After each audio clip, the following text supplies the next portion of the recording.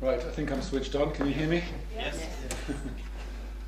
Okay, I just thought it would be nice to start with something a bit different in the form of a song.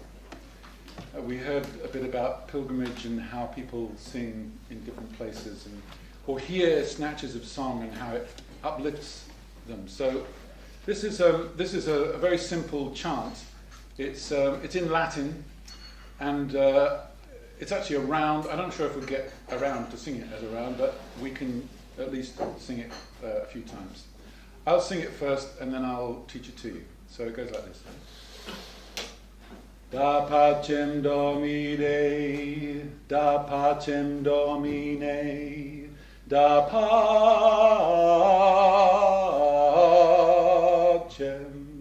da pacem,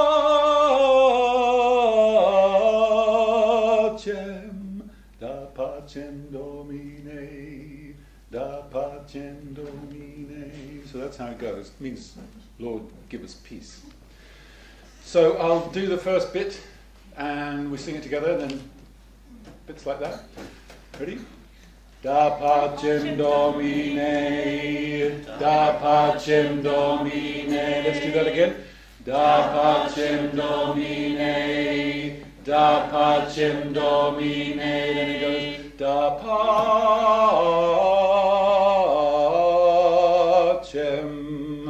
da pacem,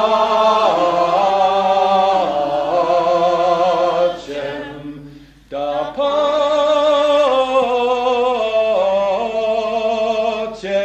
Try that. Da pacem.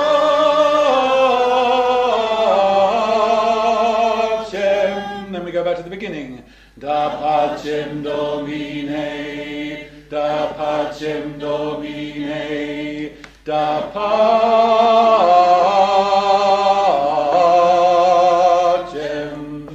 da pacem,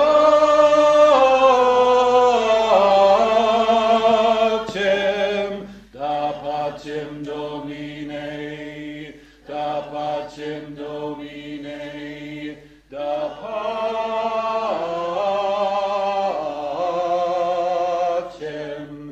da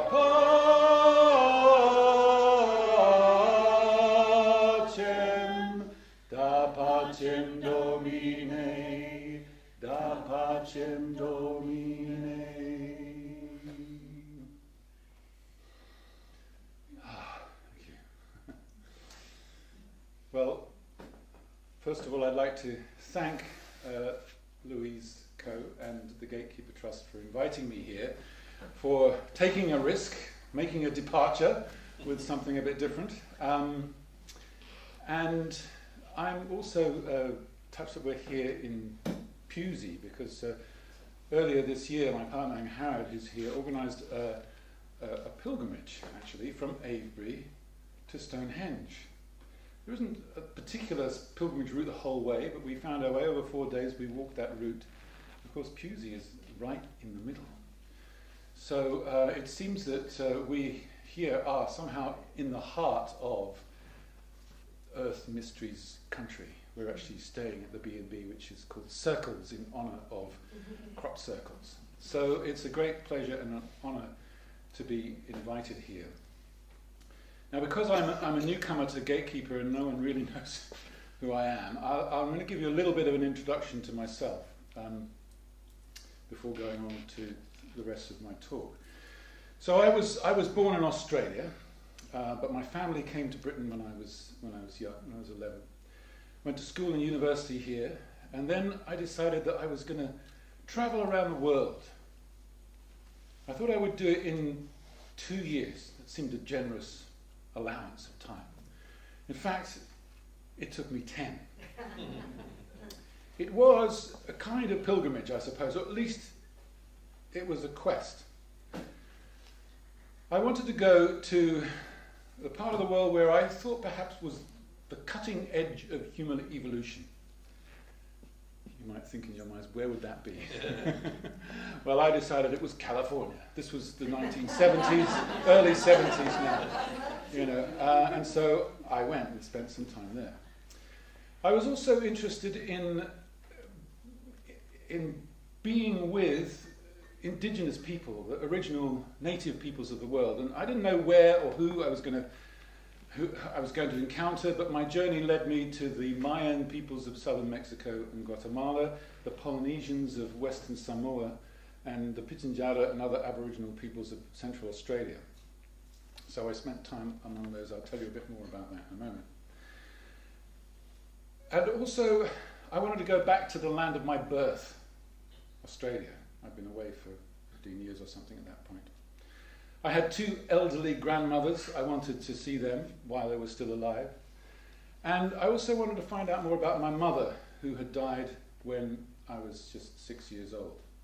So I suppose you could say it was a kind of quest for roots, a quest for identity. And I think when you travelled from one side of the world to the other as a child, that sense of who you are can get confused. But it was also a quest for some kind of spiritual truth. I wanted to seek for revelation. I wanted to know what people were meaning when they spoke about God. So I did all those things, but actually 10 years wasn't enough. I'm still doing it. So between the age of 22 and 32, I was a traveller, I was a nomad. When I finally returned to Britain, I spent 4 years in London, finding my feet as a teacher performer. I put together a show about Aboriginal history and culture and toured it around the country. I was the educational coordinator for an exhibition on human origins at the Commonwealth Institute. And then finally in 1986 I moved up to North Wales. I moved up to a place just opposite Llanberis, to a few acres of land there, and I made that transition from being a nomad to being a settler, to having my feet in one place, and I'm still there 28 years later. So I'll be a bit more about that later. It's on the western flanks of Snowdonia. Now, I don't have that much to say about the theme of this conference, unfortunately, urban pilgrim. But I do have one little story to tell you.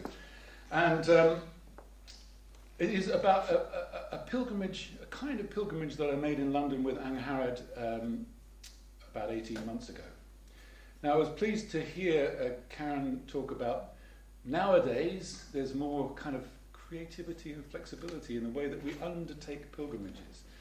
And it doesn't have to be nowadays on a traditional route that's been consecrated by tens of thousands of feet over many centuries. Of course, doing something like that gives it a big aura. It's expansive of the soul, and you become one with the many who have been before you. And not to mention, of course, the numerous places that you visit en route. But you can also tailor-make your own pilgrimage and go to places that are significant to you. These places aren't necessarily sacred or holy in the conventional way, but they will have a kind of radiant charm, some kind of mysterious beauty, a special charge, a kind of ancestral resonance, maybe some sort of meaningful convergence will have taken place there. So they will still the mind, expand the soul. And such a homemade approach to pilgrimage can also allow for, again, what Karen was referring to just now about the kind of surprise element. Things will happen that you didn't plan for, that you didn't expect. And sometimes they can be the highlights of the whole experience. So we started that beautiful May day. It was a lovely day. It does make a difference, doesn't it, the weather? From our borrowed pad in Belsize Park, and soon found ourselves at Primrose Hill. Now, on Midsummer's Day, 1792, overlooking London, Iolo Morgannwg, the famous, maybe infamous, Welsh writer, held the first ever gorsedd of the recreated bardic, what was it called? Bards of the Isle of Britain. Held there, first one, Primrose Hill, 1792. So happened that William Blake was a contemporary of Iolo's, and he wrote words that are engraved there to this day, which were, "I have conversed with the spiritual sun. I saw him on Primrose Hill." So these two great visionaries, romantic heroes, if you like, who lived at the same time, we wondered, they both got a connection with Primrose Hill. Would they have ever met each other? What sort of conversation would they have had? Would they have agreed? Would they have disagreed? Would they have influenced each other? Thought it'd be a great subject for a Radio 4 afternoon play. Anyway, incidentally, the second place where Iolo held a gorsedd of the bards of the island of Britain was in Dinas Emrys, which is the nearest hill fort, Celtic hill fort, to where I live now in North Wales. Anyway, so we carried on our journey. We strolled down the hill past the rich tulip beds of Regent's Park and dallied under the cherry tree that was in full blossom, and then wandered down the canal all the way to Camden Lock Market. Now, I've been to this Camden Market many times in the past, but somehow this time it seemed different, as if it had undergone this kind of upgrade.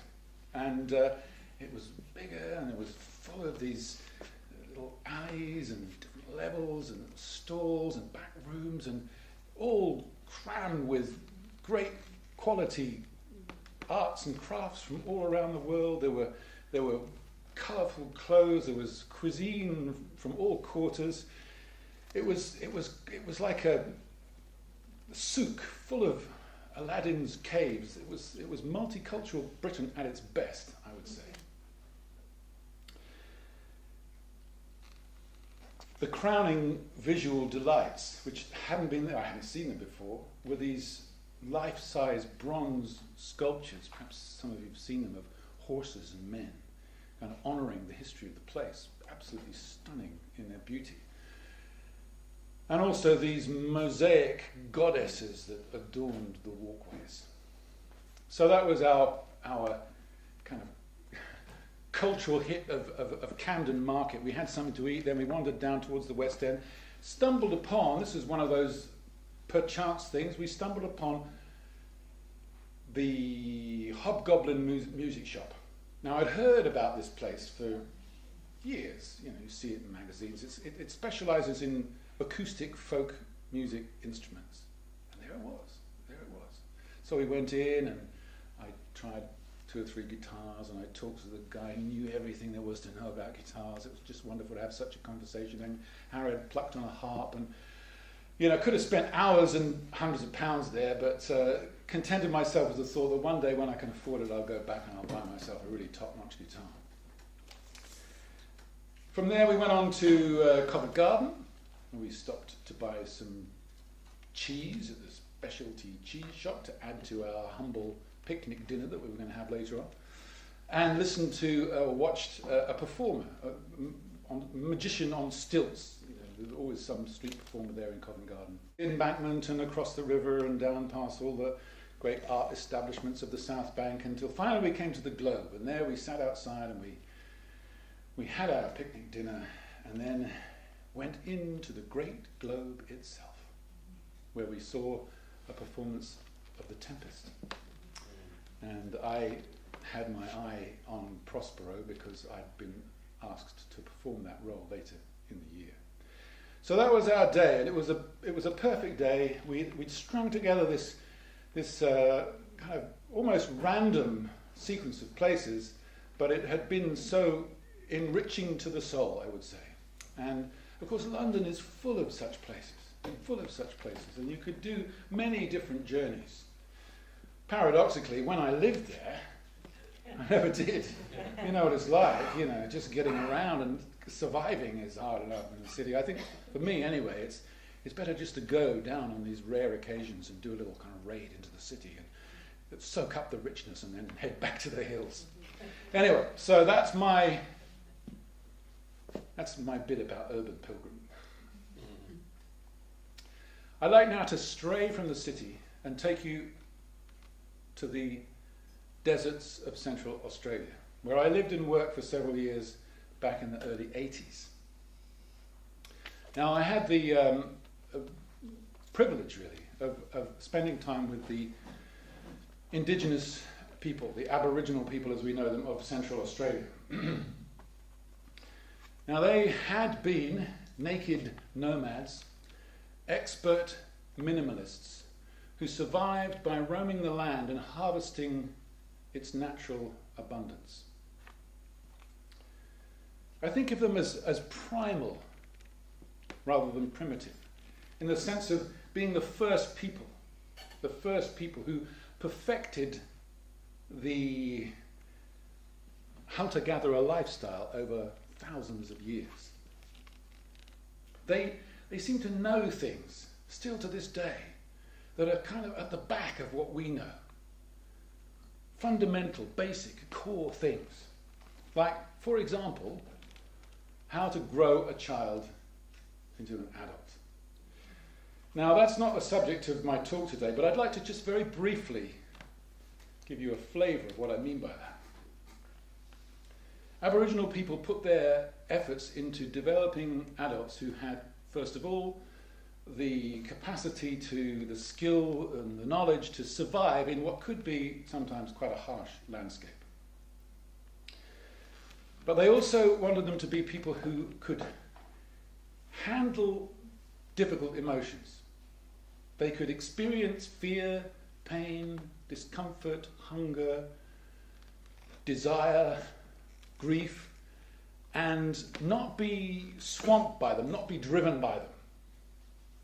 So they knew how to deal with those challenging emotions.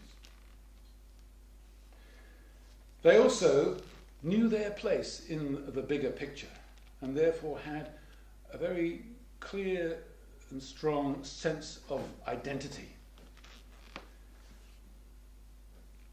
And as a result of that, they understood their responsibilities both to other people, to the community, and to the land itself.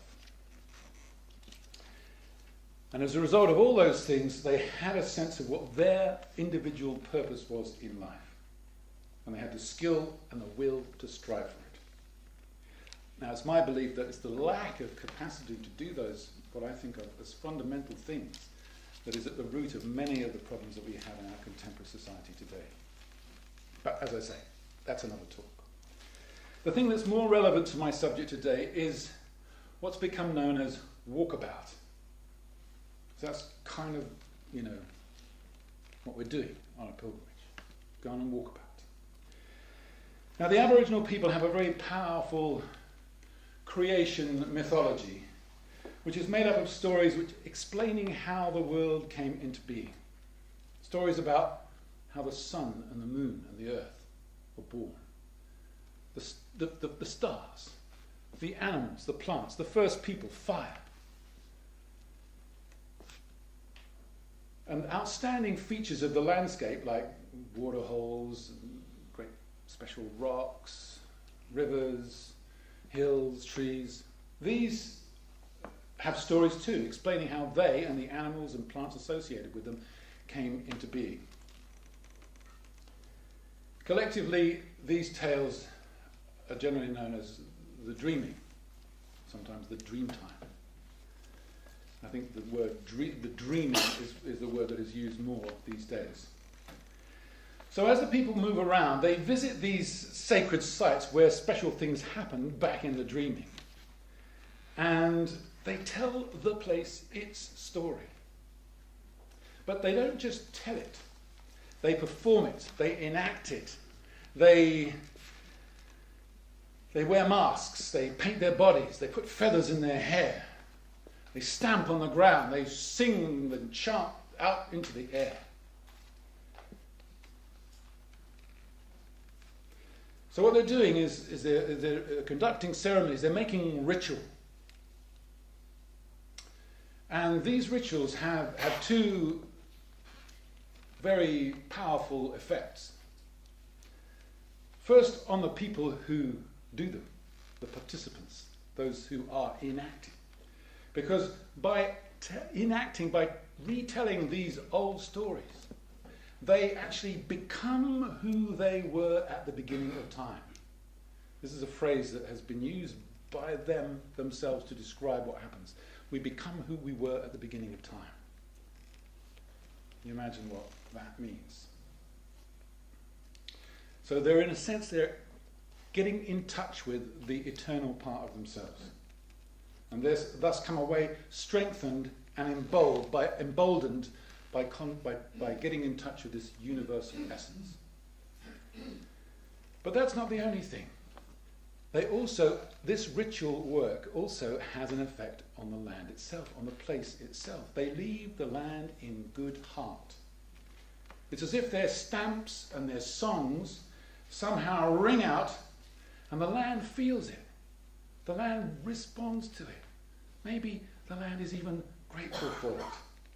And so it flowers. You tell the story to the land, and together rejoice. The participants are refreshed, the place is revitalised, fertility flourishes. Now you can tell that this ritual work is important to the Aboriginal people because they describe it in modern parlance, in using the Australian English. They describe it as business. They're off doing business. People are away. Where are they? You don't say that we're doing ceremonies, we're doing dream dying, anything. They say we're doing business. And someone who is well steeped in this work, guess what he's called? A big businessman. Wouldn't it be great if we had more of such big businessmen in our culture now, or if our big businessmen were more like that? So anyway, this process has the effect of reconsecrating sacred ground. By admiring a place, by recognizing its beauty, by telling it its story, by giving thanks to it, even by somehow playing with it. It could be that the land gives you gifts back in return. These may be fruits and berries, but they may also be the feeling of fullness in your soul.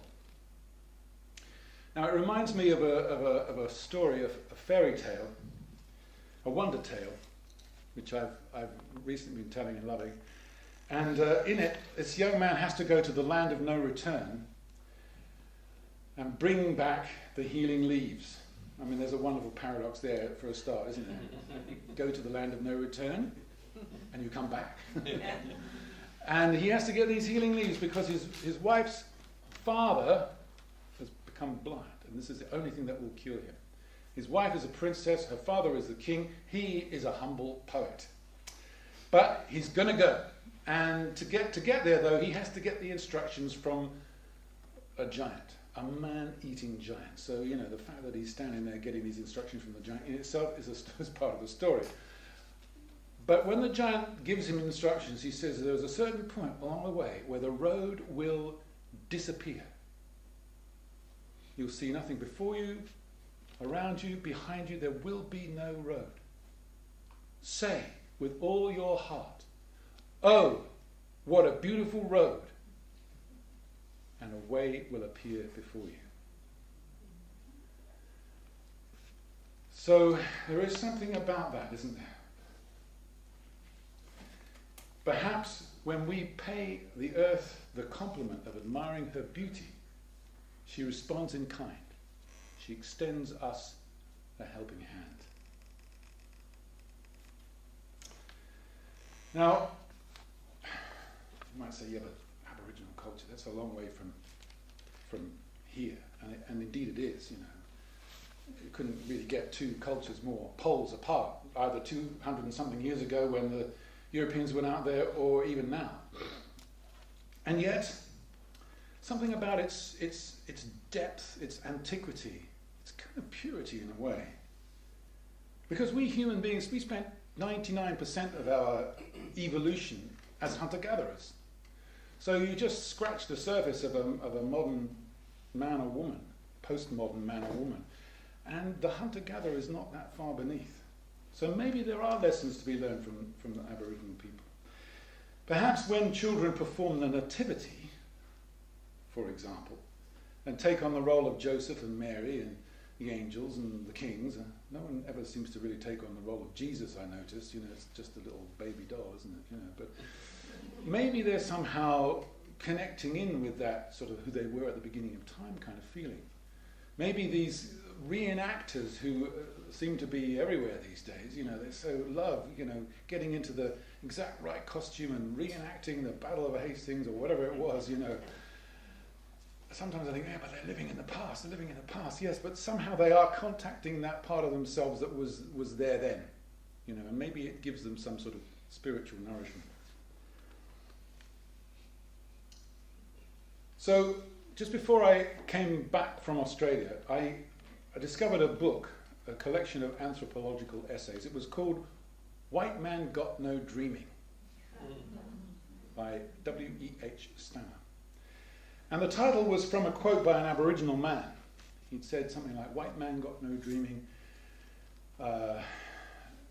him go way belong himself. I can't remember the full thing now. But basically he had seen that the white fellas in Australia that he had encountered had no spiritual connection to that landscape. They had left the land of their ancestors behind and had no roots. And as a consequence, from his point of view, were impoverished. Anyway, so that question, that title then made me think, well, yes, but if there was a dreaming, what would it be? If there was a white man's dreaming, what would it be? So since I've been back in Britain, now 30 years or more, that's been one of the things I've been exploring. One of the ways I've done this is with my colleague and friend Hugh Lupton, a renowned storyteller. We have been, over the last 20 years anyway, we have been exploring with groups of storytellers the matter of Britain. We've been doing this up at a writers' centre in North Wales. And the matter of Britain being the old stories of Britain. We started with the what we imagine to be the kind of totemic animals, the stories of the totemic animals that would have been told in the Mesolithic, and all the way through over many years to the legends of Arthur in the late Middle Ages. So as you can imagine, this has been a very enriching experience. And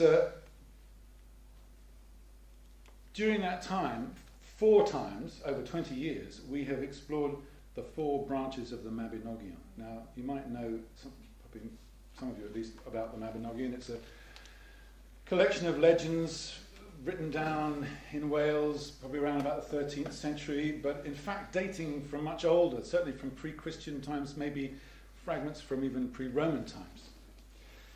And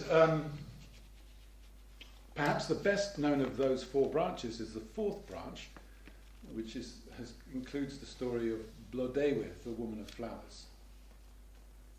And I'm not going to tell you the story, it's a long story, but what I will say is that the tale itself took place in North Wales. And there are a number of named places in the original manuscript. Those places you can visit. So, for example, you can go to the hill forts of the wizards Math and Gwydion. You can visit the place where Cae and Blodeuwedd had their hall. You can go to the stone with a hole in it where Gronw sheltered and Cae hurled his spear and pierced the stone and killed Gronw, his rival, for the love of Blodeuwedd. You can go to those places. And what we have done as part of our course is we've gone and retold the stories in the places where they are thought to have happened.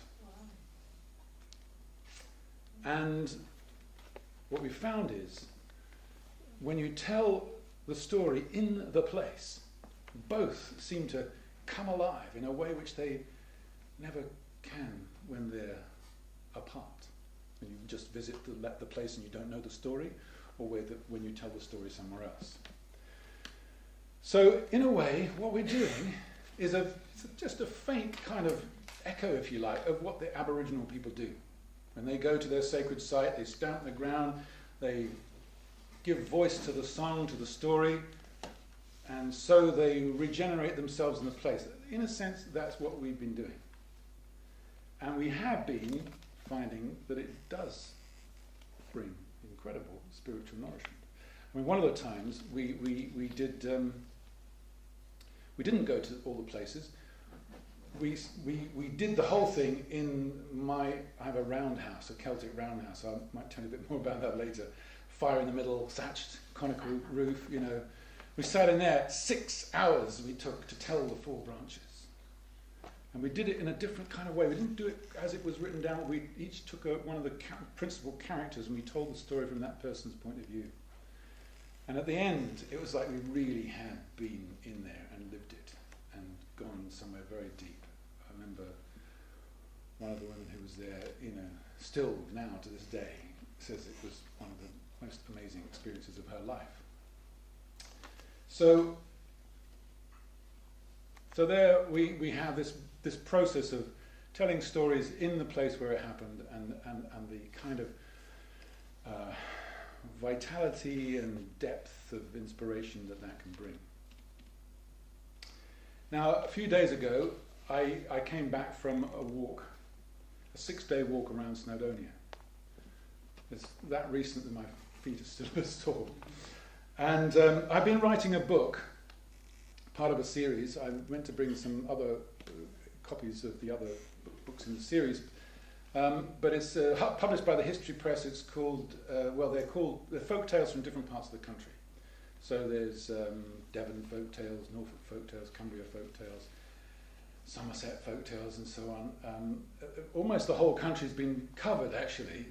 I'm writing Snowdonia folk tales, which is covering also not only the mountains, but Innismore, Anglesey, and the Llŷn Peninsula. And I'm nearly finished it, actually. In fact, my deadline is Monday. I've still got another couple of weeks' work on it, I think, but it's not far off. So before finishing the book, I wanted to beat the bounds of the book. Now, ideally, my original plan was that I would go all the way down the north coast of the Llŷn Peninsula, down to Bardsey, and then back along the south coast, and then all the way around the mountains, and back up and up, down the Conwy Valley and round, a complete circuit.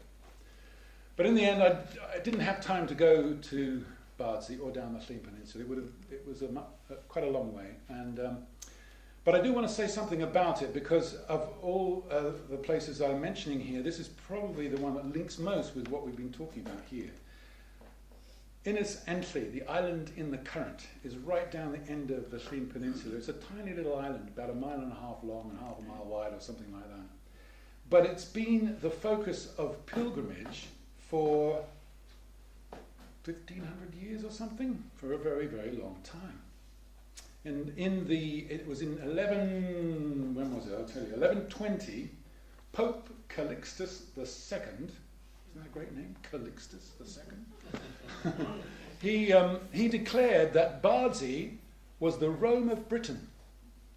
Imagine, Bardsey was this little tiny island right on the edge of things, you know, the Rome of Britain. And that 3 pilgrimages to Bardsey was equal to 1 to Rome. So, which makes it only a third of the Rome of Britain, but you know. Legend has it that there are 20,000 saints buried there. Some of the early saints, if they died somewhere else, their bodies were taken there. They were taken by boat or whatever, they were taken there and they were buried there. When I was last there, which was quite recently, I talked to someone about, maybe it was the ferryman. Anyway, they used to dig up all these bones, you know. When they were doing agriculture, there was these bones there. They'd end up just chucking them in the sea. So, you know, I don't know about sacred relics or anything, but anyway, so lots of people have been buried there, and it is also said that Merlin took the 13 treasures of Britain to Bardsey Island, in its entry. So there is a well-established pilgrimage route along the north and along the south coast of the Llŷn Peninsula to go to this place. And it does have that aura that I was mentioning earlier of walking along a path that has been trod by thousands of people over hundreds of years. You walk along that place and you know that they saw these same hills, this same sea, this same landscape. Anyway, I wasn't able to do that. But nonetheless, I had a wonderful time walking nearly 50 miles around the mountains of Areri. That's the Welsh for Snowdonia. Areri. And the first couple of days, I didn't see anybody. So, not that I needed to talk, but I found myself spontaneously starting to talk to the trees and the rocks and the rivers. And for example, I was walking along this little track and hadn't seen anybody, for 2 days. There was this little hawthorn tree. It was a bush really, sticking out of a ledge right by the path. And I was kind of stopped in my tracks by this little tree, and I looked at it, and it had thick, soft, pale green lichen kind of on all the branches and softening its thorns, and it had this beautiful little shape, and I found myself talking to it and admiring its beauty and feeling compassion for its struggle and its loneliness and looking at its location and seeing that it was facing this great big black kind of craggy cliff. And so having this conversation with a tree and speaking words of appreciation and respect to it, basically. Of course, it said nothing in reply, but I experienced a kind of loving communion with this tree.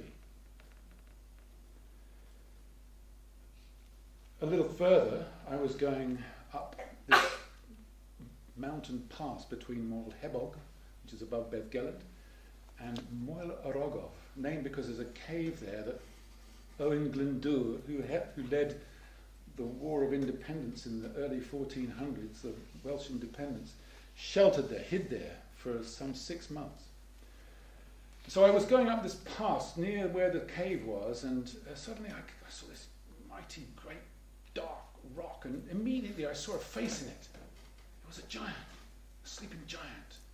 So once again I was talking to this rock. I said, do you remember when did he come down here? Oh, he must have come down here, once his pursuers had disappeared and he didn't want to stay in his cave all day long, so he must have come down here and sat by this little place with a river and a grassy spat. And I just talked to the rock about, 600 years ago, do you remember?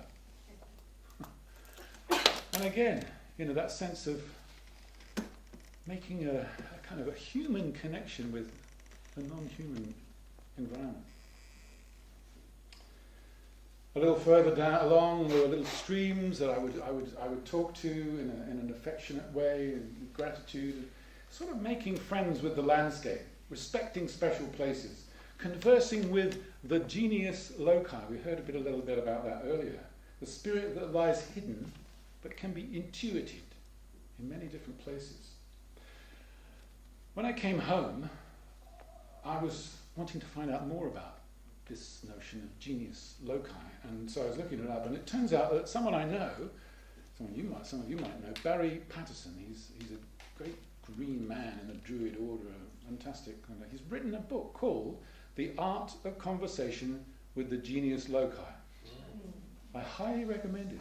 It's very good. Things that he says that although the ancient knowledge of these islands may be lost, the original source material is not some secret medieval fragment. It's the life of rocks, landforms, forests and fells, pools, rivers, shorelines, and the skies of Britain. So the natural landscape itself is if we can really tune into that, we can learn a lot about what our ancestors must have felt and what they must have done. And then he says that the art of conversation with the genius loci is mainly one thing: spending some quality time with a threshold brook in a sense of curiosity and wonder, listening to what it has to tell us, and then sharing our feelings, something of what we are with it. A quiet, friendly greeting to the crows on the playing field. A small bow to the big old oak by the side of the road. Not in a superstitious way, but in a sense of celebration and connection. In my experience, says Barry, genii locorum, I think that's the plural of genius loci, genii locorum are very sensitive to human beings, and many of them actually want to connect with us, even need us. Much can be achieved with a simple gesture from the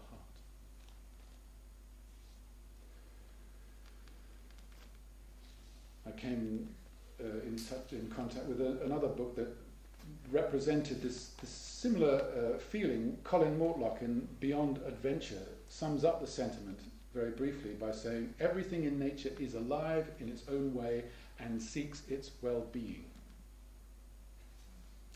Everything in nature is alive in its own way and seeks its well-being.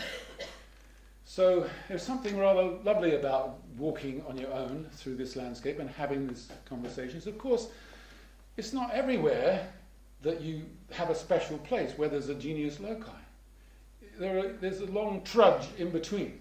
You're walking, you're going to have to slog it out for long stretches of the road or the path before while not very much changes.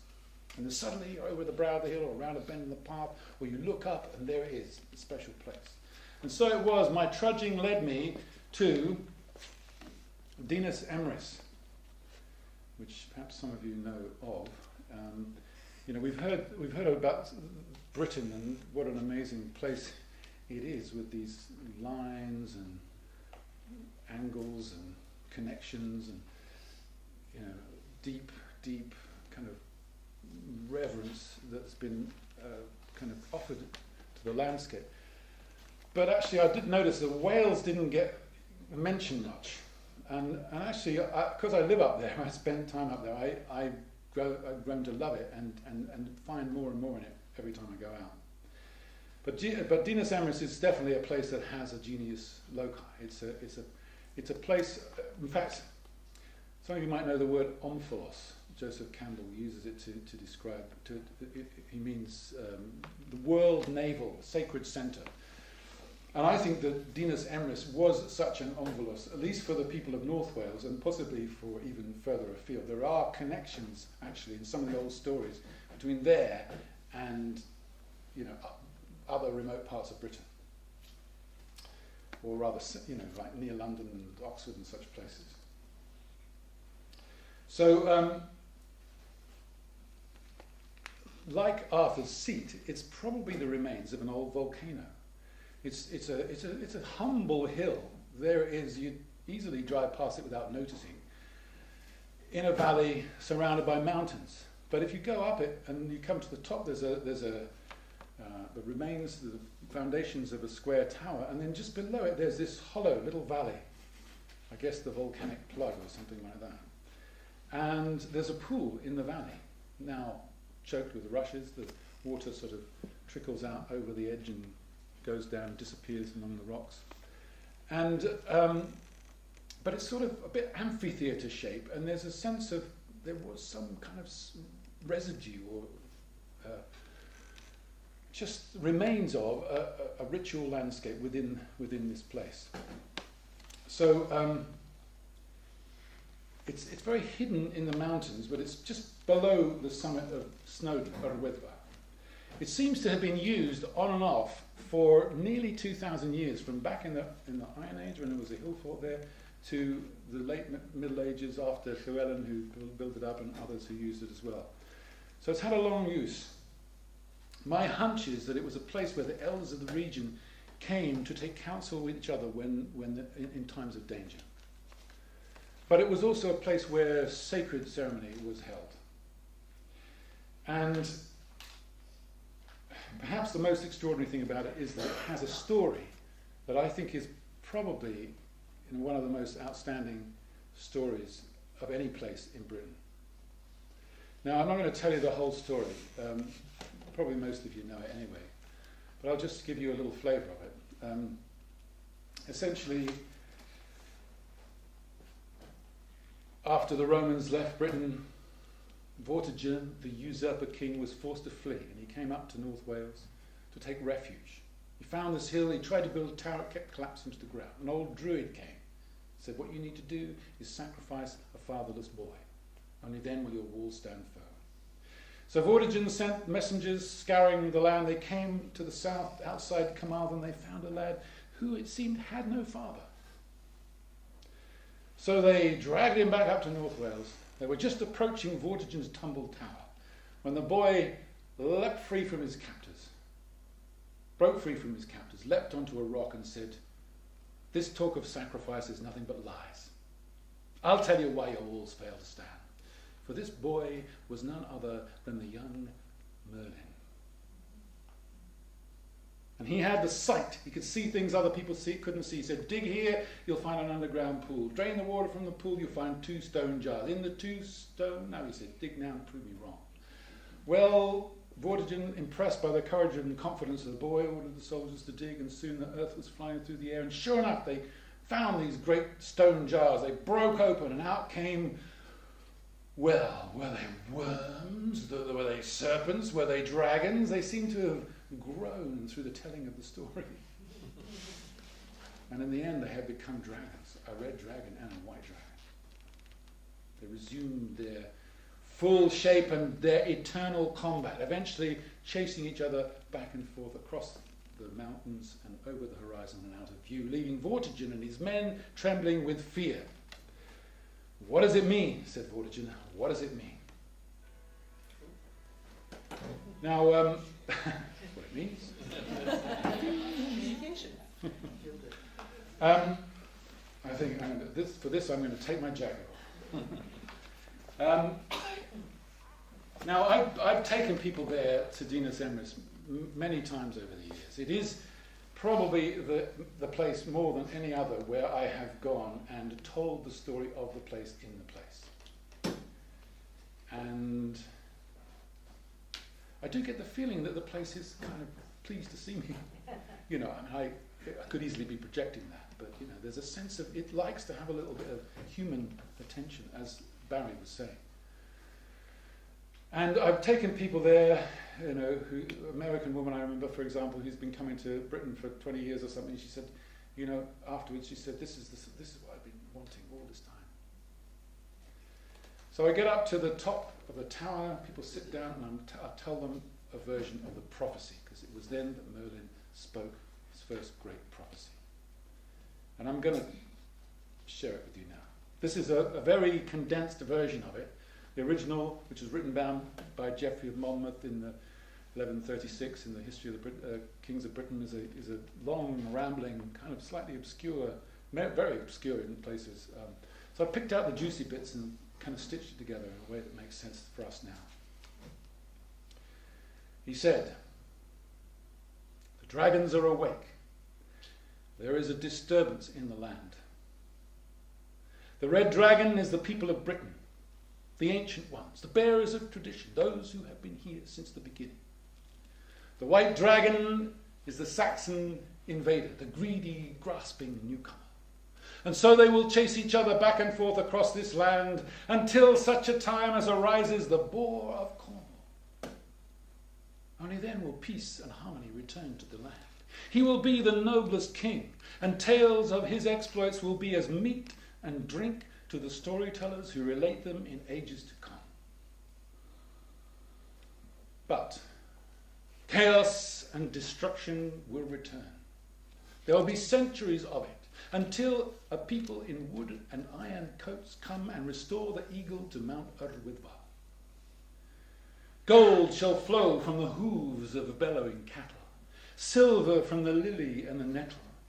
From the first to the fourth to the third to the second, the thumb shall roll in oil.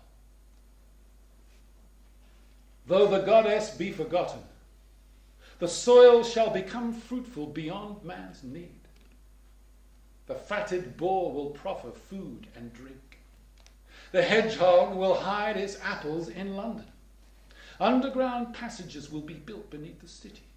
Stones will speak, the sea to France will shrink, and the secrets of the deep shall be revealed. But beware the ass of complacency, swift against goldsmiths, slow against ravenous wolves. Oak trees shall burn, and acorns grow on lime trees. The Severn River will flow out through 7 mouths. Fish will die in the heat, and from them serpents will be born, and the health-giving waters at Bath shall breed death. But root and branch will change places, and the newness of the thing shall seem a miracle. The healing maiden will return, her footsteps bursting into flame. She'll weep tears of compassion for the people of the land, dry up polluted rivers with her breath, carry the city in her right hand, the forest in her left, and nourish the creatures of the deep. With her blessing, man will become like God, waking as if from a dream, heart open, radiant with light, radiant face glowing like the summer, like the rising sun, shining eyes like twin silver moons, radiant ears shimmering with song, shining lips that dance over words, words of magic that burst into the air, becoming swallows. The soul shall walk out. The mind of fire shall burn, and in the twinkling of an eye, the dust of the ancients shall be restored.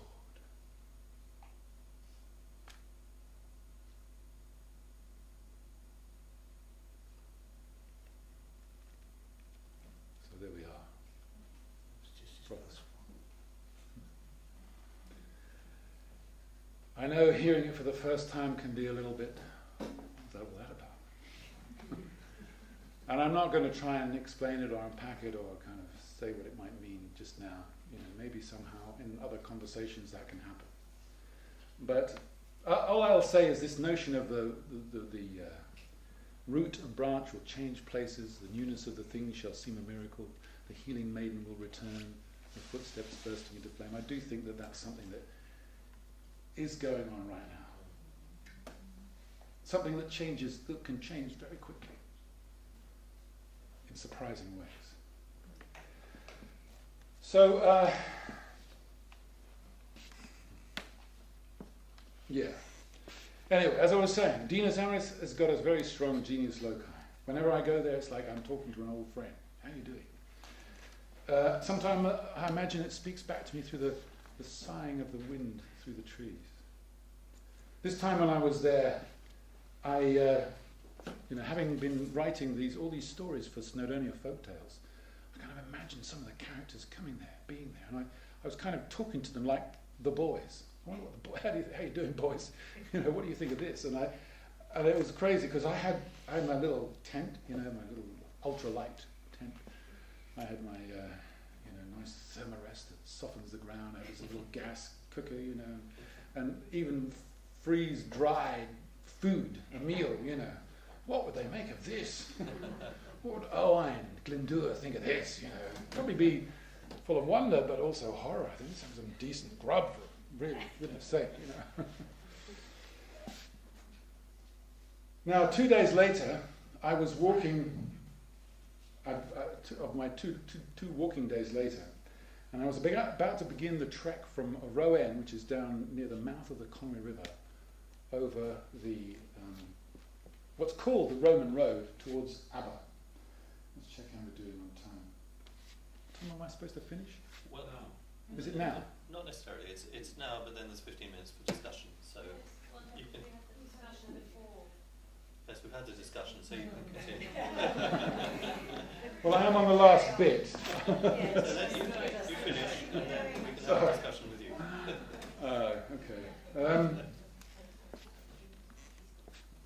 Yeah, so anyway, it's cool. It's, the North Wales, the mountains, Snowdonia, on the north coast, the mountains just dive straight down into the sea. There's cliffs. They couldn't get round there until relatively recently, even now they've got tunnels and things. So there was inland, there's a little bit of a valley, and that was the way over, a pass. And as I say, it's known as the Roman Road. It really should be called the Old Stone Age Way, because the Romans, when they got there, it was already a well-trod route. It was really a well-beaten track.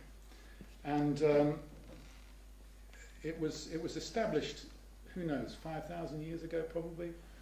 And as you go up there, on the eastern end, there's a burial chamber, rather beautiful burial chamber. It's called Mine a Bardd, which means the stone of the bards. And when I was there the time before last, I just accidentally discovered there's another burial chamber that no one had ever mentioned to me before and isn't marked on the maps or even mentioned in any of the archaeological literature, but there is another burial chamber. It's hidden. It's underground. Beautiful, a little bijou burial chamber. But the main one, Minor Bath, I realised when I was there this time, it's got two openings, like windows or even eyes. And one of them looks out towards along the North Wales coast, east. That's the direction from which the invaders came, the Romans, the Saxons, the Normans. And then the other eye looks up the Conwy Valley. Conwy River, by the way, means the Holy River. And that looks down to the southern uplands, to the mountains. That's the heartland of the Cymru. So these two eyes looking out in these two directions. And then behind, if you turn and you carry on up the hill, after a little while you come to this stone circle. Now the stones aren't that big, but they're in a really impressive place underneath this craggy peak of Talavan. There they are, you can see this whole vista beyond from behind. So a place for some kind of ceremony for sure. And then further on a little, following a number of smaller standing stones, there are these two great big massive standing stones. The place is known as Bulth a Ddefain, the Pass of the Two Stones. Who knows how many thousand years they've been there. You walk to the next brow, and the first thing you see is the first time you catch a glimpse of Mona, the island of Anglesey. You go over another 1, 2, 3 little brows, and there you see it before you. And this, of course, was the stronghold, the island of the Druids. This was where they had their heartland. This is where the Romans came in order to crush them, because that's it was their power that was fueling the resistance to the Roman invasion. You can imagine people coming through those two stones and seeing it for the first time, and feeling that kind of excitement, maybe foreboding, this sort of dark, mysterious, magical place, spiritual power concentrated, talk of sacrifice, talk of throwing things in lakes and all sorts. People came from all over Europe to study there. That's the way they would have gone. So anyway, I found myself now on a number of occasions going along that path, that track, that old Stone Age way, and realizing, all the characters, or many of the characters I've been writing about in this book, this Snowdonia folktales, some of them are mythic, like Gwydion and Math and Bran and so on, but others are historical characters like Maelgwn and Llywelyn and Onglin Dŵr and Edward I, and some of them are sort of in the middle there, like Taliesin and Merlin. They would have all gone that way. There was no other way. They would have all gone that way. It's hardly changed in 5,000 years. And many of them would have stopped at that burial chamber. Maybe they would have sat in there. Maybe Taliesin himself sat in that burial chamber and composed a poem. I mean, after all, why is it called Minor Bath? Stone of the Poets. So, sitting in that place just last week, kind of imagined this procession of these characters from way back coming through this place. And even if they didn't sit in that burial chamber, they looked at that stone, those stones. They probably touched those stones. The stones reflected light from their faces. Maybe they looked at the stone circle. Maybe they took part in ceremonies there. It's hard now to know what their stories were. But somehow, just having a little sense of it adds depth and richness to the journey. I have a feeling that the people who lived in that settlement by the burial chamber and the stone circles were kind of the Druid outpost, if you like. They were the gatekeepers, actually. They kept the gate, as you do. And there are other places I would tell you about if I had time, but I haven't really now got any time left. So what I'm going to do is I would like to finish with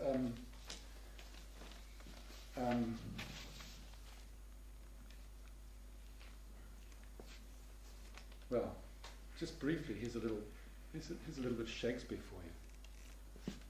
I did end up doing Prospero.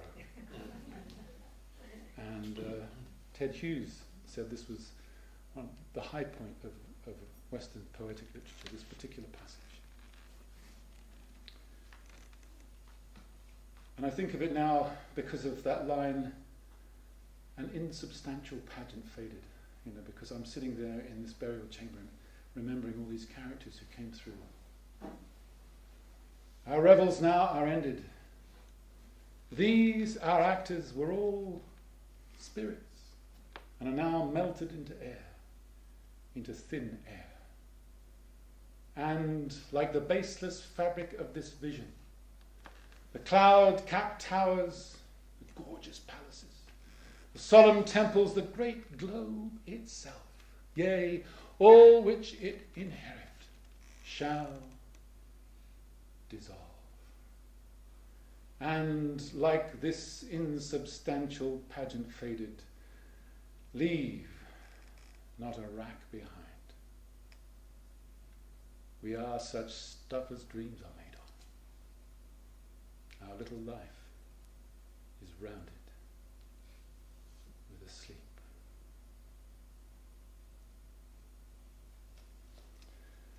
Now that should be my final line, really. I have one last little thing to mention, and this is more of a future thing. There's an idea, I'd like to just toss it out to you. It's been knocking around for a while. It was cooked up originally by a bunch of storytellers, inspired by the idea of doing a contemporary version of the Canterbury Tales. Anyway, we've had quite a few people, we've had meetings, we've had, it almost happened. It hasn't quite happened yet, but it still might, it still could. Basically, the idea is this, that groups of storytellers, musicians, poets, artists, other interested people from all around the country, seed groups, if you like, maybe half a dozen people, would start walking towards a common destination. Now, originally it was going to be Canterbury. Much as we loved Canterbury and got a good welcome from there, it's kind of out on a limb. We wanted something that was a little bit more central. We haven't chosen anywhere yet, although Oxford has been suggested because it does feature in one of the early tales as the centre of Britain, or at least of England. Across the land simultaneously, stopping en route, telling stories, talking to people they meet, listening to their stories, carrying the stories, passing the stories on, doing little impromptu performances, carrying the stories all the way to the destination, and then finally having this great kind of convergence, congregation, sort of celebration at the end of it. So it was in the end, it kind of fell down to me to make it happen, and I was just too busy doing other things, didn't have enough time to do it. But I didn't know about Gatekeeper then. So, I'm just mentioning it now in case any of you here think, yeah, actually that could be a really good thing to do, and who would be able to help make it happen. So that's an idea to throw out. The other thing, just to mention briefly, is that, as has been said already, I have a place up in North Wales called Cae Mabon, and we do retreats there, and we've got Philip Carr-Gong, Chief Druid of Obod, coming in May, and then Angharad and I are going to do something called Dreaming the Land in September on the autumn equinox. So if anybody's interested in finding out more about that, check the website, caemabon.co.uk. And I'm going to finish with one last little piece of poetry. And we've already heard this today, actually, and it was lovely to hear it, but I think it bears hearing twice. It's great to know that George Trevelyan was an ancestor of this organisation. I did meet him once, and he came, and maybe he did this with everyone, I don't know. He was going around the room, and he came to me, and he just fixed me with his eye.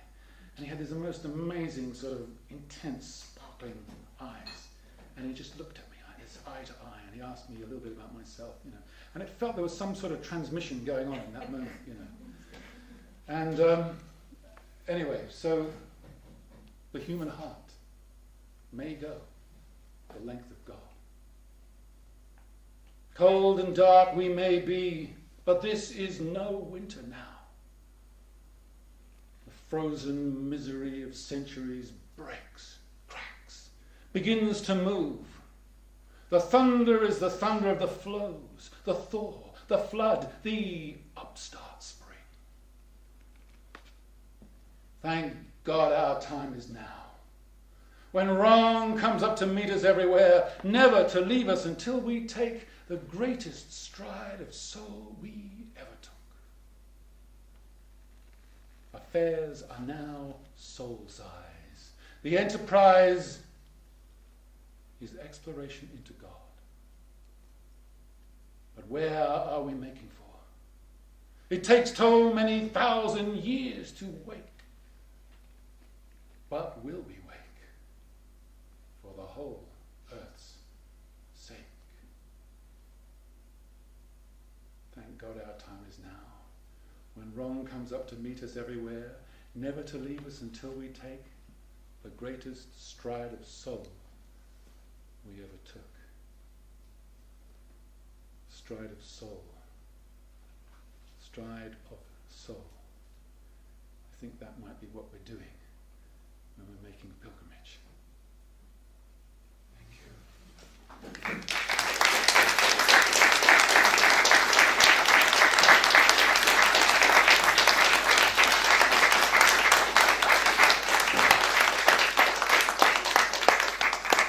Thank you so much, Eric. That was, I can't say anything really after that. What can you say?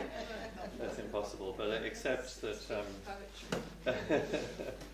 if this is a new departure or a new arrival, we're very grateful to have you join our fold. And Louise and I have been talking about your pilgrimage, and it sounds fascinating. And I think there is a possibility that Gatekeeper could play a role. It would be really lovely. And just thank you for helping us rediscover our own white man's dream time. So that brings this day to an end very beautifully, and bang on time, actually. Which is very good. Thank you, Eric. So I wish you all well. That's the end of today's proceedings, and we're back here starting at 10 o'clock tomorrow sharp. So if you'd like to come at about 9:30 and have some coffee first, that would be lovely. And I hope you have a lovely evening wherever you're going, and whoever you're with. I look forward to seeing you tomorrow. Thank you.